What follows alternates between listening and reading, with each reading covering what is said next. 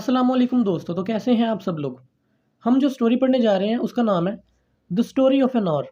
दोस्तों, ये कहानी लिखी है केट चोपिन ने। केट चोपिन एक अमेरिकन लेडी हैं और ये फेमिनिस्ट राइटर हैं, यानी 20वीं सदी में ये फेमिनिज्म को काफ़ी सपोर्ट किया करती थी। इन्होंने ये कहानी लिखी है the story of an hour. ये काफ़ी इंटरेस्टिंग स्टोरी है जिसमें दिखाया गया है कि एक हस्बैंड की डेथ हो जाती है जिस पर उसकी वाइफ को कोई अफसोस नहीं होता, लेकिन कुछ देर बाद हस्बैंड को ज़िंदा देखकर उसकी वाइफ की डेथ हो जाती है। तो चलें इस स्टोरी को शुरू करते हैं। दोस्तों, ये कहानी शुरू होती है एक लेडी जिनका नाम है मिस्ट्रेस मैलेड। उन्हें कुछ दिल की बीमारियां हैं, यानी कुछ हार्ट प्रॉब्लम्स हैं उन्हें। और उनकी जो बहन है जिसका नाम है जोसेफिन, और मिस्ट्रेस मैलेड के हस्बैंड का जो दोस्त है रिचर्ड्स, ये दोनों मिस्ट्रेस मैलेड को कुछ बताना चाह रहे हैं। दरअसल वो यही बताना चाह रहे हैं कि मिस्ट्रेस मैलेड के हस्बैंड की डेथ हो चुकी है एक ट्रेन एक्सीडेंट में जो आज सुबह हुआ है।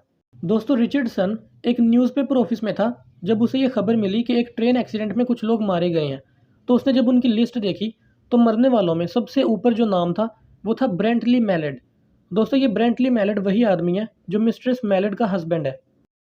तो रिचर्डसन इस खबर को बताने के लिए मिस्ट्रेस मैलेड के घर आता है। दोस्तों, अब जोसेफिन और रिचर्डसन दोनों ये बात जानते हैं कि मिस्ट्रेस मैलेड को हार्ट प्रॉब्लम्स हैं, इसलिए वो ये खबर बताने में थोड़ी सी हिचकिचाहट फील कर रहे हैं कि कहीं ऐसा ना हो कि मिस्ट्रेस मैलेड शोक में चली जाए और कोई नुकसान हो जाए। अब जोसेफिन, जो उनकी बहन है मिस्ट्रेस मैलेड की, वो बताती हैं उन्हें अटके अटके अल्फाजों में कि उनके हस्बैंड की डेथ हो चुकी है।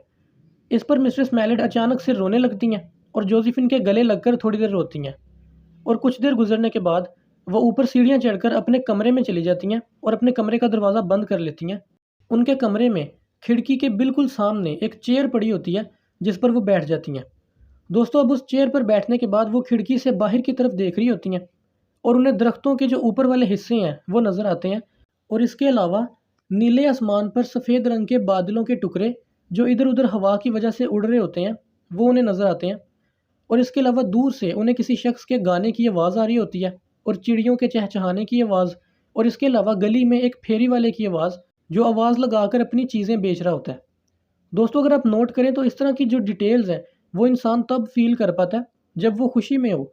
अगर एक इंसान गम में है तो वो इस तरह की डिटेल्स को नोट नहीं कर पाता, जिससे पता चल रहा है कि जो मिस्ट्रेस मैलेड है उन्हें इतना कोई गम नहीं है अपने हस्बैंड के मरने का।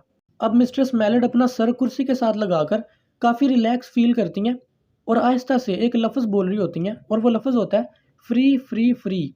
यानी अब मैं फाइनली आज़ाद हूँ, अब मैं कोई भी काम करूँ तो उसकी मुझे किसी को जस्टिफिकेशन नहीं देनी पड़ेगी।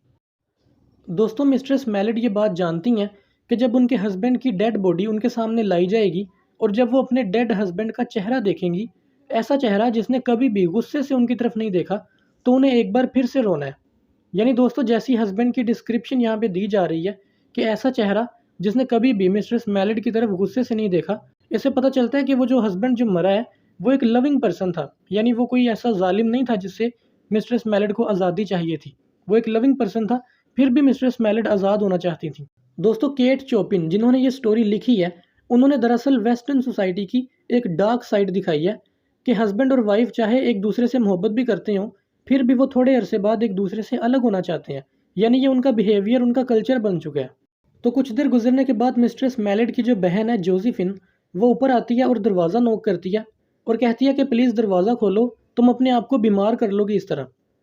क्योंकि दोस्तों, जोसेफिन नहीं जानती कि मिस्ट्रेस मैलेड को इस बात की खुशी हो रही है। तो मिस्ट्रेस मैलेड दरवाज़ा खोलती हैं और जोसेफिन उन्हें पकड़कर सीढ़ियों से नीचे लेकर आती है जहाँ पे रिचर्ड्स खड़ा इंतज़ार कर रहा होता है। तो वो तीनों नीचे खड़े होते हैं और घर का दरवाज़ा खुलता है और जो ब्रेंटली मैलेड है यानी जो हस्बैंड है वो घर में दाखिल होता है। दोस्तों, हस्बैंड को नहीं पता होता कि ऐसा कोई वाक़या हुआ है जिसमें कुछ लोग मरे हैं, बल्कि उसने तो ट्रेन मिस कर दी थी और वो बिल्कुल एक नॉर्मल पर्सन की तरह घर में एंटर होता है। और जब वो उन्हें रोता हुआ देखता है तो परेशान होता है। दोस्तों, अपने हस्बैंड को ज़िंदा देखकर मिस्ट्रेस मैलेड शौक में चली जाती हैं और उनकी डेथ हो जाती है। तो जब डॉक्टर्स को दिखाया जाता है तो डॉक्टर्स बताते हैं कि इनकी एक्साइटमेंट की वजह से डेथ हुई। यानी जब इन्होंने अपने हस्बैंड को ज़िंदा देखा तो इतनी एक्साइटेड हो गई कि उनकी डेथ हो गई। लेकिन हकीकत में ये डेथ जो है एक्साइटमेंट की वजह से नहीं थी, बल्कि अपने हस्बैंड को ज़िंदा देखकर एक जो दुख होता है उसकी वजह से थी। तो दोस्तों, ये थी कहानी the story of an hour. मुझे उम्मीद है आपको ये वीडियो पसंद आई होगी। अगर आपका कोई सवाल या सजेशन हो आप कमेंट्स में बता सकते हैं। मिलते हैं अगली वीडियो में, तब तक के लिए अल्लाह हाफिज़।